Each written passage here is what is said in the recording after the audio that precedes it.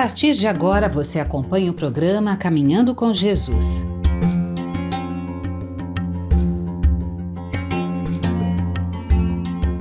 Olá, boa tarde a você que sintoniza conosco na Rede Boa Nova de Rádio e na TV Mundo Maior, emissoras da FEAL, a Fundação Espírita André Luiz. Com muita alegria em nossos corações, estamos começando mais um programa Caminhando com Jesus, programa que vai ao ar toda quinta-feira às 16 horas. Então já deixa um alarme, na agenda, algo para te lembrar. Toda quinta-feira às 16 horas. E também às terças-feiras, a cada 15 dias, também tem o SMESE, que é o Evangelho segundo o Espiritismo, apresentado pela nossa comunicadora, a irmã Eliana, que também é a comunicadora desse programa. Eu sou Caio Ismael, estou aqui como apresentador convidado, com muita alegria no meu coração. Gostaria de agradecer por essa oportunidade, a FEAL, por estar aqui aprendendo, fazendo esse caminho, essa jornada, e também de estar apresentando esse programa com a comunicadora, nossa irmã Eliana. A você, seja muito bem-vindo, seja muito bem-vinda. Se essa é a primeira vez que está nos alcançando, saiba que é possível mandar perguntas, dúvidas, comentários pelo WhatsApp. Anota aí, 11 99643 3827.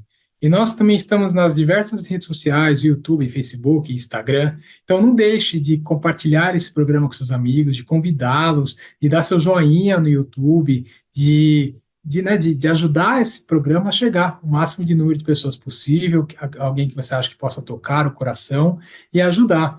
E ainda mais com o tema de hoje, um tema muito bonito, onde a irmã trará para a gente a unidade entre o caminho de Jesus e o caminho da comunidade de Jesus. Então, com esse tema tão bonito, vamos ver essa ligação, nessa unidade com a nossa querida irmã. Boa tarde, irmã. Boa tarde, carinhos. Um carinho para você, do nosso coração, da nossa alma, a nossa gratidão. Caminhando com Jesus é sempre algo que nos conforta muito. Pensar no tema durante as semanas, quinzenas, prepará-los, estudar, achar a palavra que equipara, que equivale, que traduz na grande literatura, na vasta literatura de Emmanuel, do Espírito André Luiz. Enfim. Aqui vamos nós hoje para um tema muito importante em nossas vidas, encontrar Jesus. Tem um estudo do Atos dos Apóstolos, que na abertura desse estudo, o estudioso, ele traz um tema muito bonito. O estudioso, o nome dele, eu sempre às vezes cito aqui o nome dele, que eu não tenho essa memória contínua das coisas, né? Vou até escrever ali que são Notas e Reflexões de Eugene Peterson, H. Peterson. Ele fez esse estudo, então ele traz comentários que ele reúne de outras traduções e percepções da vida dele, enquanto, né, a vida inteira estudando, e uma pessoa de profundidade mesmo, no conhecimento das epístolas, das traduções, é muito bonito. Uma pessoa que dedicou sua vida a isto, né? Veio para essa medida. Então, ele faz uma abertura desse nosso encontro de hoje, né, que nós estamos fazendo hoje, está inspirado nele e nessa grande questão que toma todos nós, que é o momento, né, nós temos o Antigo Testamento, o judaísmo ligado à Torá, aí vem o Cristo no segundo momento, é Deus enviado, mas é o Messias esperado, e é nessa discussão entre o Messias que não chegou e chegou, e agora o filme, né, que está passando aí, tá de forma muito linda, né, Os Escolhidos, né? Então, assistam para vocês, porque aí tem a história, a base, que ecoa em nós hoje, no terceiro momento. Nós estamos aqui no terceiro momento desse caminhar. Primeiro tem esse histórico, depois vem qual parte importante vem até nós depois desse momento. Nós temos a lei e os profetas, depois da lei e os profetas, nós temos o próprio Cristo, né? O tempo de Jesus, nós temos o tempo do Antigo Testamento, o tempo de Jesus e o tempo da igreja, da eclésia, após a vinda de Jesus. São as orientações que ele deixou aos discípulos. E esses estão há 2000 anos. E quem somos nós, os espíritas? Muitos de nós não nos localizamos bem dentro dessa trajetória. Também em nossa formação espiritualista e espiritista, dentro do que nós conhecemos, conhecemos pouco, em verdade, né? Mas dentro do que nós conhecemos, essa visibilidade da formação nossa, até mesmo por, sabe, não é que a espiritualidade ou o espiritismo não alcance, não fale, mas nós, como membros, não conseguimos alcançar. Passa por nós, mas não fixa em nós, sabe? O aluno que aproveita 50% do estudo, porque nem alcança os 100% desse estudo. E aí o tempo vai vindo, a gente vai encontrando, e chega a hora então que a gente olha como um todo. Pô, aqui tem é o maior país católico do mundo, que vem batendo junto aí, caindo o catolicismo um pouco nos seus excessos formalistas. Então, nós temos a reforma, que vai pelo mundo todo e no Brasil cresce ali quase junto. E a reforma também se formaliza, e aí nós vamos tendo outras variações. O Espiritismo é uma dessas variações, para fazer a leitura desse legado maravilhoso que está lá no Antigo Testamento, né? Que está lá na lei, nos profetas, não é? Até chegar ao profeta João, que anuncia a chegada do Messias, que ele estava para ver, que ele estava. Aí vem o tempo de Jesus, o tempo do reino de Deus chegou, para aqueles que acreditaram que o reino chegou. E ali vem então a luta do intelectualismo dentro da história judaica e a simplicidade dos trabalhadores, dos operadores com o qual Cristo trabalhou, porque ele veio filho de carpinteiro, ele não veio filho de doutos, né, como o apóstolo Paulo, por exemplo. Então é curioso como que Paulo, ele consegue alcançar em Atos, por exemplo. A gente vai ver aqui um pedacinho de Atos também, porque Atos é importante. Esse estudioso, então, por isso que eu fui até lá atrás, para que a gente possa compreender por que que ele fala que a história de Jesus, ela impressiona o nosso ser, né? Jesus é Deus falando para nós. Meu Pai me enviou. Ele afirma isso de uma forma muito profunda, bela e intensa. E aí ele diz, e Deus trabalha para nos curar, ajudar, salvar. O que Cristo mostra o tempo inteiro, nesses 3 anos que ele passa, com os milagres, com as pregações, com o Sermão do Monte, com todas as, as impressões, né, os registros que os apóstolos, graças a Deus, deixaram para nós, os evangelhos. É o tempo dos evangelhos, olha. Podemos transformar, mas o que acontece então? Esse estudioso diz, diante das dimensões, porque os evangelistas eles vão dando dimensões espetaculares, Mateus, Marcos, Lucas e João, né? Ele está aqui fazendo uma apologia, um pouco de Lucas, porque Lucas, o Evangelho de Lucas, ele tenta tirar essa impossibilidade um pouco fantasiosa, não é fantasiosa, estou errando em falar assim, desculpem-me, é um pouco idealizadora, e tão alto, tão alto, tão alto, que nós não alcançamos, então nós ficamos como admiradores, e até que e os fariseus se sentiram humilhados, porque não aceitaram o Cristo, porque eles foram humilhados, eles queriam ser o Cristo, né? Eles pregavam, eles queriam pregar, eles eram a possibilidade não tinha vindo ainda, então eles continuaram esperando, enquanto ele continuava esperando, o poder era deles.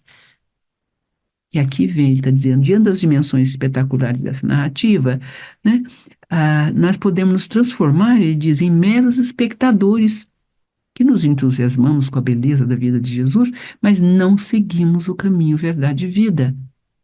E então seria apenas isto.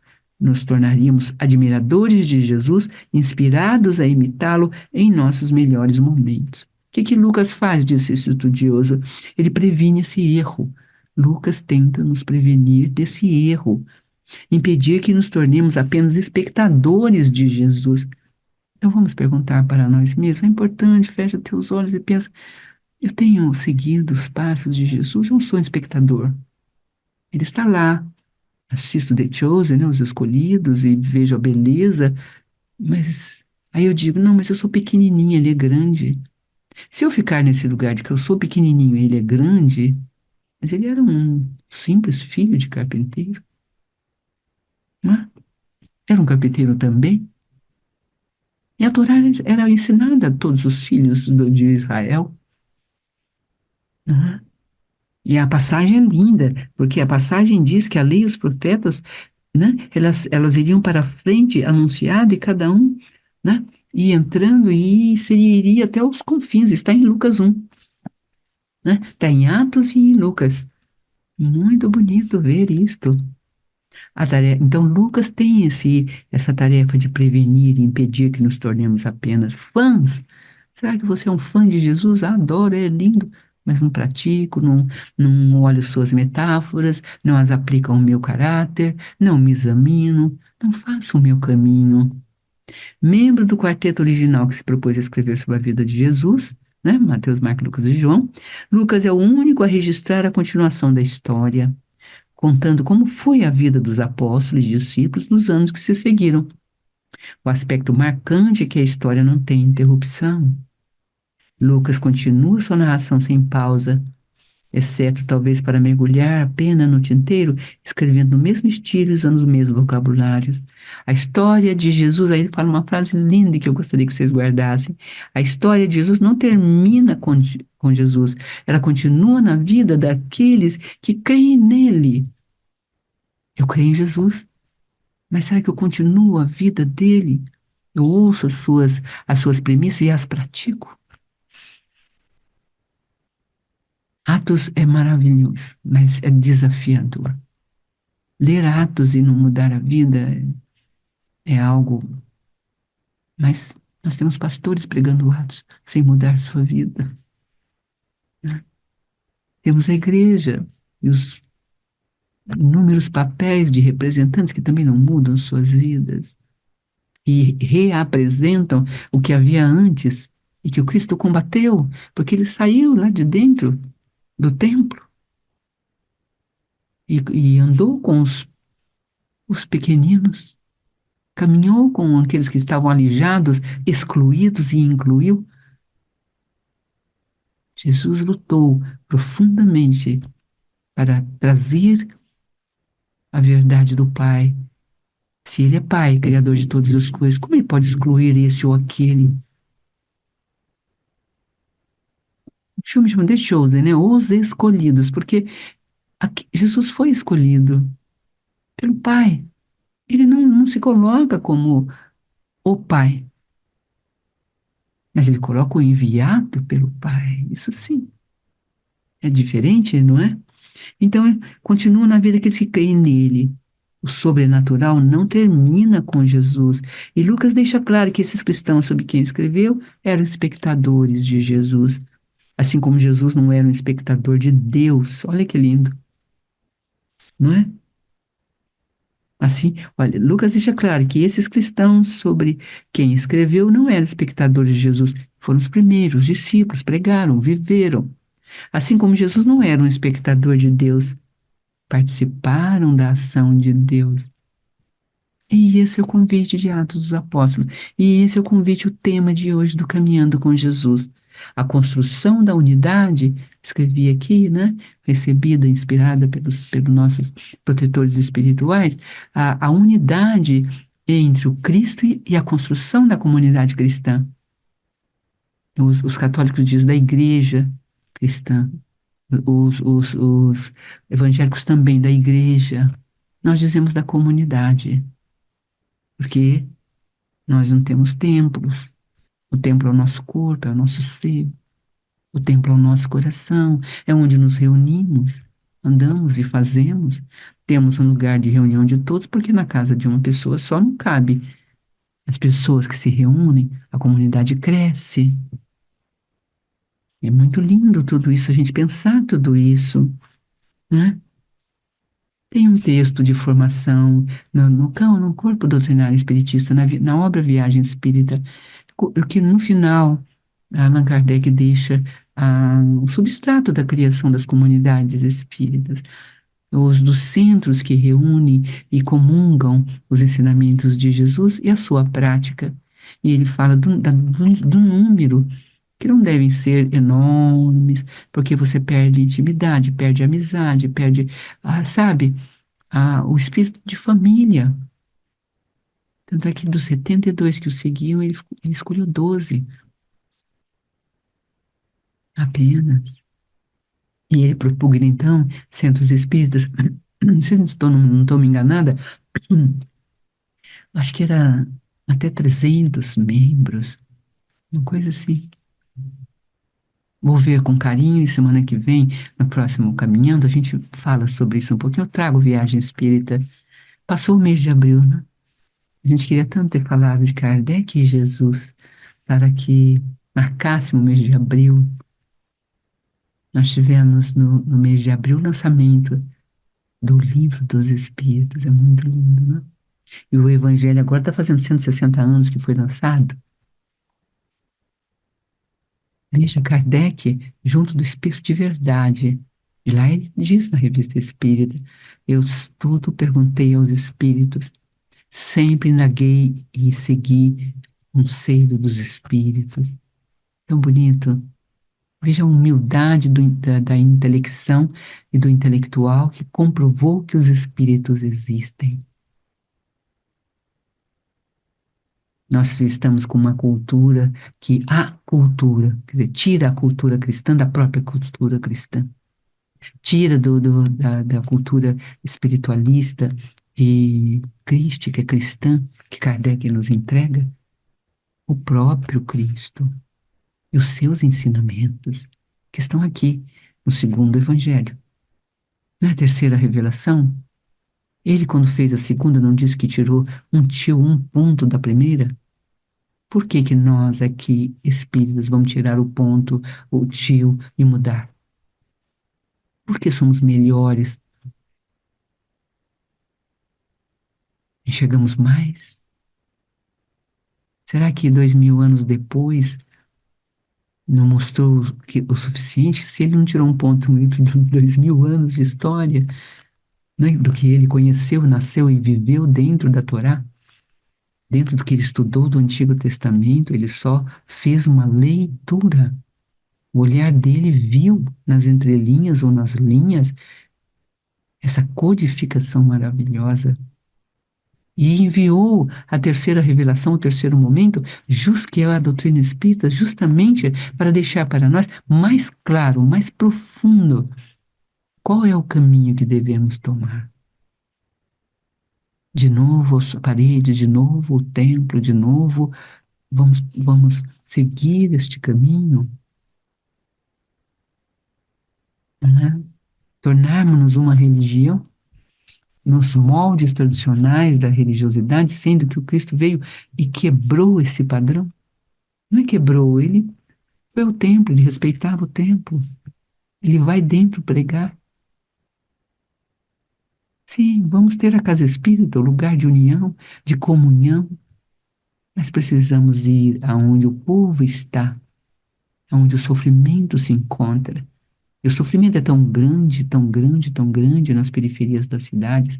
Assistam. Eu tenho falado continuamente, pedido às pessoas, divulgo porque é genial e eu divulguei para uma pessoa muito sensível, ela disse, não consegui assistir, comecei a chorar, não me fez bem ver aquilo. Aquela realidade chama o quarto mundo. Talvez vocês conheçam. Tomara. Se não, assistam. Porque hoje nós já temos em torno de nós, se não me engano também, porque com o número eu não tenho domínio, 1 bilhão já de seres afavelados. Onde chegaremos? É um documentário, é um estudo feito e uma previsão para daqui a 10 anos, 20 anos, terrível, dolorosa. Quantos de nós estaremos reencarnados lá? Quantos? Estaremos lá. Nós não somos evoluídos, todos sabemos. Quando o Livro dos Espíritos lança aquela categoria espírito que nós estudamos ali, a gente vê quão somos tolos. O quão somos, sabe, jactanciosos, né? Cheios de nós mesmos. Não temos humildade de aprender. Estamos aprendendo a aprender, né? A ler de novo. Então a história de Jesus não termina com Jesus, a história do Espiritismo não termina com Allan Kardec, porque ele ouviu os Espíritos enviados, o Espírito de verdade, o Cristo. Então a história de Jesus não termina com a doutrina espírita, ela tem continuidade. Pode ser que a doutrina não venha a servir aos propósitos do Cristo, então ela se perderá. Ouvi isso também na mesa de Chico Xavier, falando com alguns dirigentes. Talvez a doutrina e o que os espíritas alcançaram do espiritismo não seja, e daí o próprio Cristo abandonará. Iremos por outros caminhos, né? Buscar viver como ele viveu, buscar a dor humana para saná-la, estar aberto a esse compasso da comunidade. Vou trazer esse conceito mais profundamente, é que eu estou estudando ainda ele, é muito recente, mas é lindo esse conceito, tenho falado, trazido, ou seja, eu só posso ser humano com o próprio humano. Sabe a história do homem menino lobo, que criado com os lobos se torna lobo? É a minha criação com a espécie humana que me torna humano. Isso se chama co-humanidade e foi elaborado por um grande pensador do século passado. A história de Jesus não termina. Então, Lucas deixa claro que esses cristãos, sobre quem escreveu, não eram espectadores de Jesus, assim como Jesus não era um espectador de Deus. Olha que lindo. Eles participavam da ação de Deus, Deus agindo neles, Deus vivendo neles, o que evidentemente quer dizer Deus vivendo em nós. Ah, é incrível, maravilhoso, gente.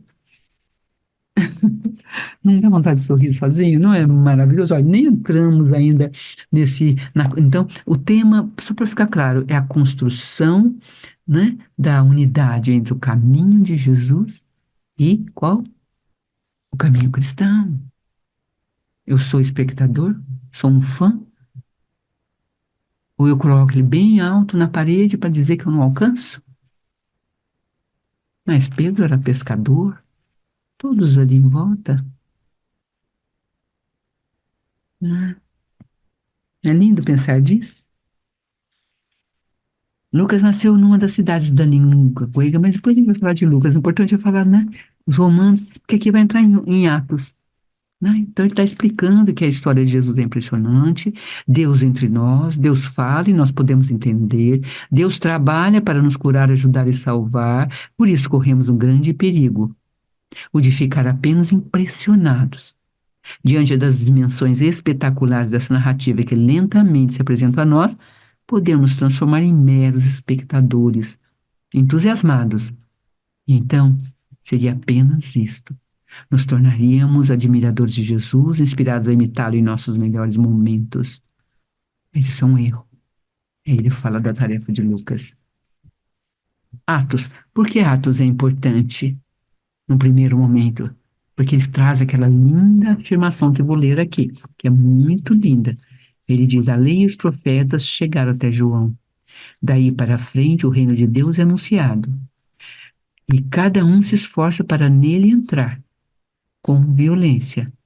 Dessa afirmação, podemos deduzir que o autor divide a intervenção de Deus para salvar em três grandes etapas: o antigo, o tempo de Jesus e o tempo da igreja, que é quando o Espírito de Deus, que estava presente em Jesus, é entregue à comunidade que o acompanhava.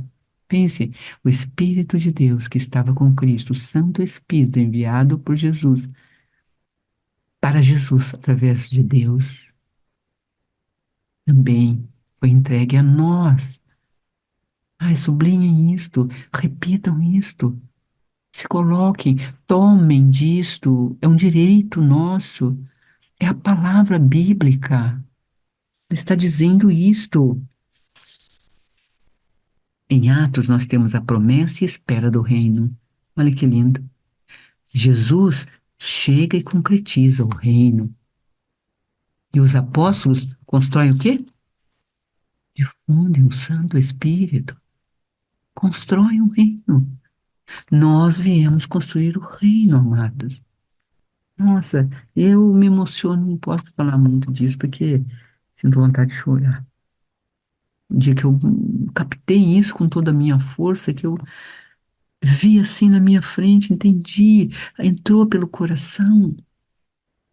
Um pastor que nós levamos para falar sobre a Bíblia para nós, para dar um relato, né, do Antigo Testamento, do Novo e dessa promessa do reino, né, que está lá no Antigo Testamento e que o Cristo concretizou e que no judaísmo Cristo não concretizou ainda. Porque se ele recebe o Cristo como Messias, teria que mudar tudo, depor o poder, as armas. Por isso que está aqui, ainda antigamente, era com violência, por isso esbofetearam Cristo, dizendo, diga quem profetiza. Então, o ato dos apóstolos, amados, eu dou até vontade de estudar sozinho. Talvez a gente prepare o Atos, porque é incrível, sabe? Eles são os seguidores, os continuadores, nós precisamos mergulhar neles.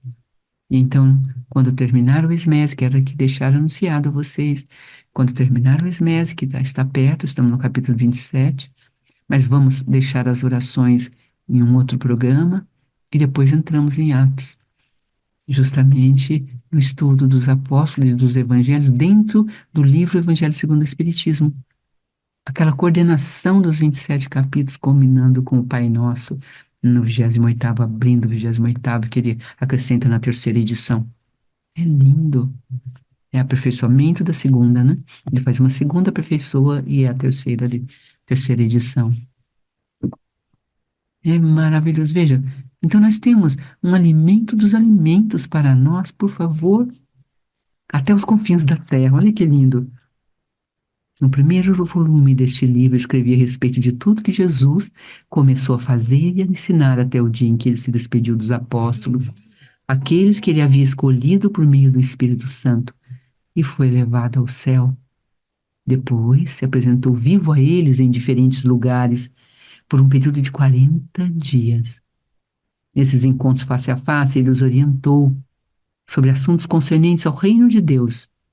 Entre os encontros e refeições, ele os aconselhou a não deixar Jerusalém, mas a esperar pelo que o Pai prometeu. A promessa que vocês ouviram de mim. João batizou, mas vocês serão batizados com o Espírito Santo, e isso acontecerá logo. Pentecostes. É lindo. O Espiritismo não pode abrir mão de Pentecostes, na sua seara bendita, do contato com os Espíritos Santos, na preparação desse corpo santo. Eis aqui algo que deveria estar no prefácio do Livro dos Médiuns, que creio que está, mas desta forma, na leitura nossa, quando entramos no estudo do Livro dos Médiuns, e ele pede, não façam o estudo do Livro dos Médiuns ser inteirinho lido, está lá na primeira página do Livro dos Médiuns, o Livro dos Espíritos, mas nós, né, cobiçando o poder de Deus, achando que com isso vamos atrair os espíritos, nós afastamos os espíritos. Nós não podemos entrar no mediúnico sem ter lido o livro dos espíritos, conhecendo os espíritos, tendo critérios para separar os fluidos, entendendo o que é fluido universal, o que são fluidos magnéticos, o que significa os teores da evolução espiritual, e sem compreender e acessar as 10 leis que regem a nossa vida. Lá está o nosso sentimento de co-humanidade, lá está o nosso sentimento de ética, lá está a nossa formação espiritual para poder ser contatados pelos santos espíritos, senão nós teríamos falsetes, falsários. E estamos vendo a mancheia, isso acontecendo pelo mundo afora e em nosso Brasil também. E ao nosso lado, às vezes, irmãos que desejam a cobiça de contatar os espíritos. Penso que o livro dos médiuns é um roteiro de ensinar a contatar. Não é nada disso do livro dos médiuns, é um método. O que que é um método? É uma epistemologia. É uma coisa, aquela introdução dele é ímpar, de grandeza filosófica.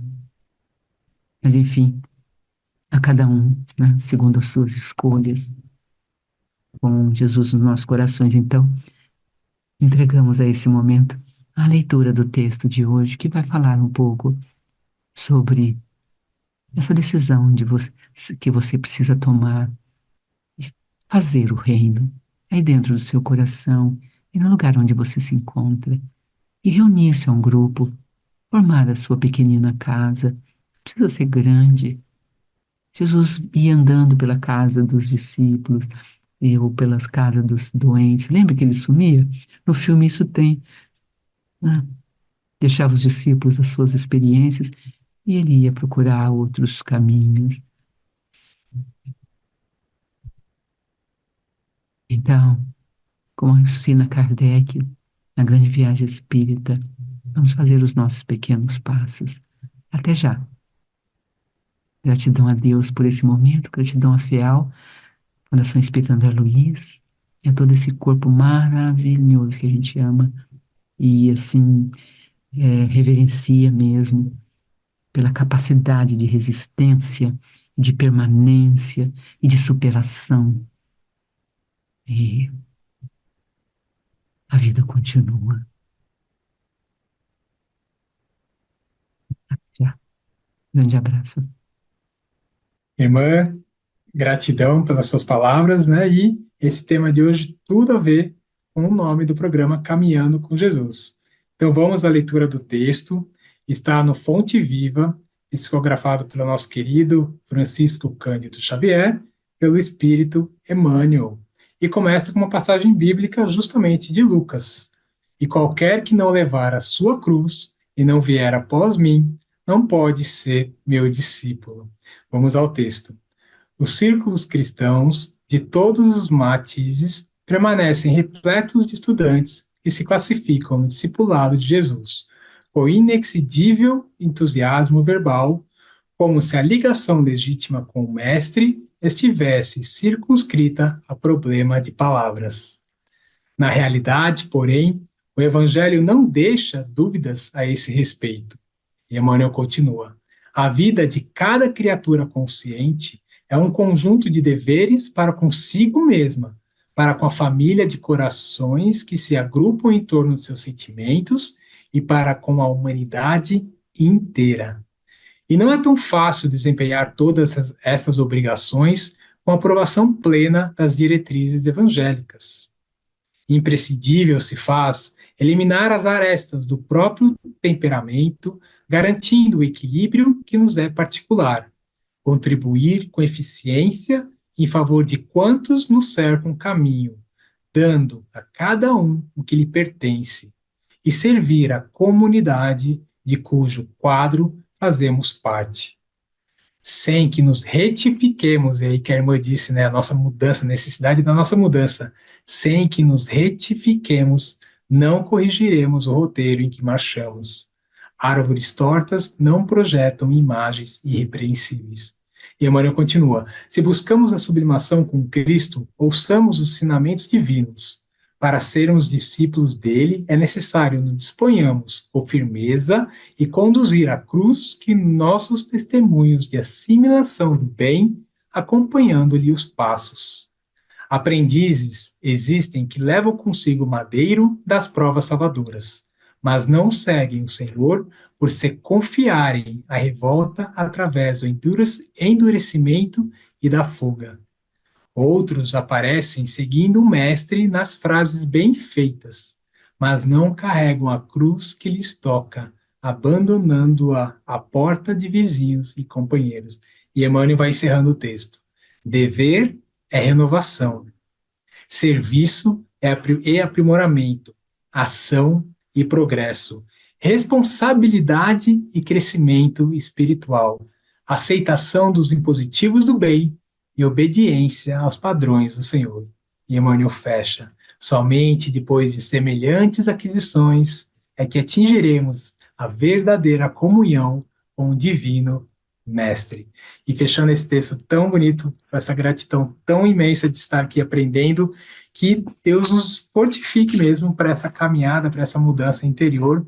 Gratidão, irmã, por essa oportunidade. Gostaria de deixar meu abraço a todos e, mais uma vez, meu muito obrigado a FEAL por essa oportunidade de estar aqui apresentando esse programa. Um abraço a todos. Nessa leitura, queridos, a gente vê aí a individualidade presente no texto de Emmanuel. E aí a gente fica pensando na coletividade das pessoas. Não, não fique pensando na coletividade das pessoas. Você é responsável por você, o outro é responsável por ele. Deus vai falar com cada um de nós. E o Espírito se apresenta para a individualidade nossa. Nós não vemos na manifestação de Jesus a vinda do Espírito de Deus como um fenômeno além do indivíduo. É feito através de Jesus e com relação a indivíduos. É tão importante entendermos isto para que nós possamos tocar o universo desta fundamentação maravilhosa que os estudos nos mostram, né? A palavra de Deus é que a Deus se concentra no indivíduo, o estudioso nos ensina, né? Aí nós vamos, no próximo encontro, falar um pouco de Pentecostes. É tão importante Pentecostes em nossa vida, porque significa o Cristo que continua, que não sobe ao céu, como está escrito, mas permanece entre nós andando e trazendo essa tão bonita tessitura da individualidade. A gente vê que ele chama Pedro, chama André, ele vai um por um. Ele começa indo à unidade, à individualidade. A espiritualidade nos toca, é ela que nos toca. Por mais que ansiemos ser tocados, nós precisamos estar preparados para esse toque. E essa escolha não é aleatória, ela tem N pontuações, vamos dizer assim, inacessíveis a nós, sim, N, elevada à potência N, quer dizer, infinito, e não acessamos, porque de lá para cá, isso significa já um gesto de humildade, um primeiro pequeno passo no nosso orgulho, deixando o orgulho e pensar, fui escolhido. Como é importante ser escolhido, porque ao ser escolhido eu aprendo a escolher. Quantos de nós não sabemos arbitrar, não sabemos escolher, perdidos, porque não temos a experiência de pensar ou elaborar por que fui escolhido? Isso cabe a nós. Bom, tal pessoa me escolheu para isso. Por que será? Tem N currículos na empresa e esse foi escolhido. Por quê? É importante você fazer um teste para uma empresa, não ser escolhido e voltar lá e perguntar: olha, por que que eu não fui escolhido e ele foi? Porque eu quero aprimorar o meu currículo, aprimorar o meu performance, ver os meus defeitos, superá-los, porque esse cargo é importante para mim, em outro lugar. Mas não, geralmente só é negado, né? A gente não tem o retorno do porquê não foi escolhido. Quão importante você dizer para o outro: olha, aqui o seu limite vai. Mas a obra precisa de um passo a mais que você não deu. A obra, não é eu estou escolhendo. A realidade é quem escolhe. É que nós, como somos, vamos dizer, ainda aquele, aquela tessitura egóica, então nós só vemos ego e achamos que Deus também é ego, e não compreendemos que não é disto que Ele está falando, nem o Cristo está falando disto, que Ele escolheu. Não, a escolha é escolhida. Há uma relação contínua entre quem escolhe e o escolhido, há um chamamento, há uma atração, há um ir e vir. Um movimento inteligentíssimo do universo. a causa de todas as causas, a inteligência de toda inteligência, Deus, age e vem até nós, procura por nós. Olha, é lindo, ele está dizendo aqui, no espaço na qual a festa de Pentecostes, né, aconteceu, ali tinha muitas pessoas reunidas e todas faziam a mesma coisa, oravam. Mas a experiência de Deus, da qual eles participaram, não foi a absorção de um pensamento comum, né? Podia então vir só uma voz que falasse com todos a mesma mensagem, mas sim o aprofundamento nas relações pessoais. Então, cada povo recebeu na sua linguagem, na sua língua. Olha a leitura desse ser sobre Pentecostes, quão bonita ela é, dando-nos a ideia de que Deus tem conosco uma relação pessoal. Para que isso aconteça, você precisa escolher Deus. Ele te fez, ele te criou, ele te deu vida, ele soprou a vida, barro, no barro, na matéria. Eles descobriram que Deus lida com indivíduos, não com massas. O poder de Deus não é promulgado por decretos governamentais, anunciados em jornais ou fixados em quadros de avisos. Eles vêm a cada um de nós. Você, querido irmão e irmã que nos assiste, querido companheiro de jornada, buscador dos caminhos, é um indivíduo singular, único. Nem você mesmo terá essa face novamente no universo. Isso foi não é uma conjugação de fatores hum, na sua criação, na sua gênese, do amor do seu pai e de sua mãe. Você tem uma história, uma vida emocional que são só suas. Não pertence a mais ninguém. Você é único no universo. E Deus se relaciona com você de modo íntimo, tal como você é. É lindo. É maravilhoso, é libertador. Não precisamos ficar buscando converter ninguém, pregar sobre ninguém. Nós vamos falar, orar juntos. É aquele indivíduo que chegar, essa loucura das massas, da quantidade, da numeração, não é o futuro, isto é o passado. É a repetição do velho, da velha ânsia de poder dizer que eu estou certo, por isso sou maioria. Mas a maioria crucificou Jesus.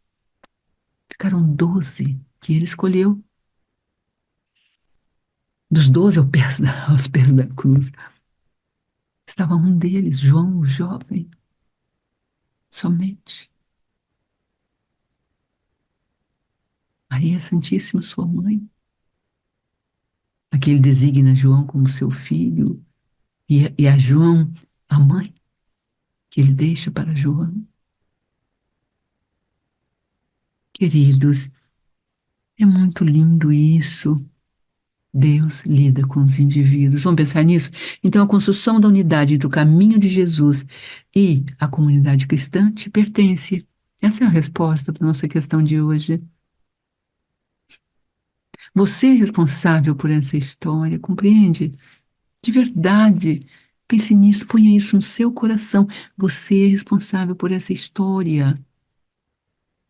O salto, né, do encontro com Jesus para o encontro com a comunidade, vivendo na sua comunidade o Cristo, sendo a representação do Cristo.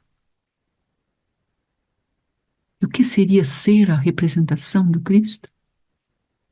Este é o nosso próximo encontro, com todo carinho, com todo amor.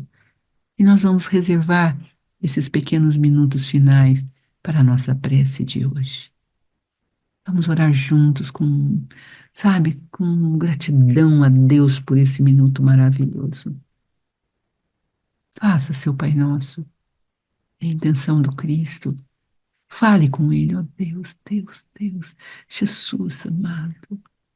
Acabe de descobrir que sou único e que olhas para mim como sou e me chamas por meu nome. Tão lindo isto, tão maravilhoso, tão grandioso.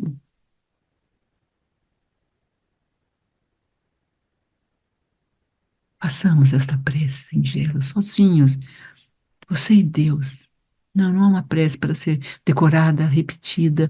Não, é uma prece espontânea do seu coração e da sua alma. com a graça do bom Deus. Assim, com gratidão a Fial e a todos os espíritos que nos orientam a caminhada, agradecemos profundamente esse instante. Boa tarde a todos. Até a próxima semana, se Deus quiser. Claro que Ele quer, nós também.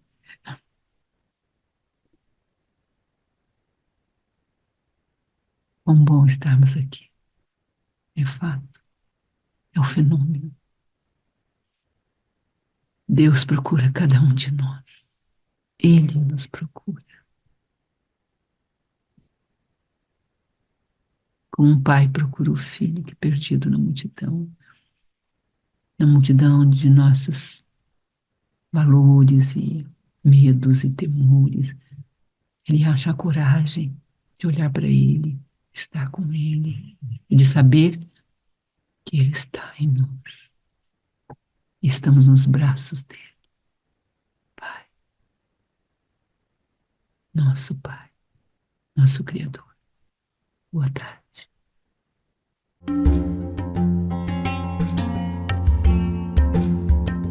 Você acompanhou Caminhando com Jesus.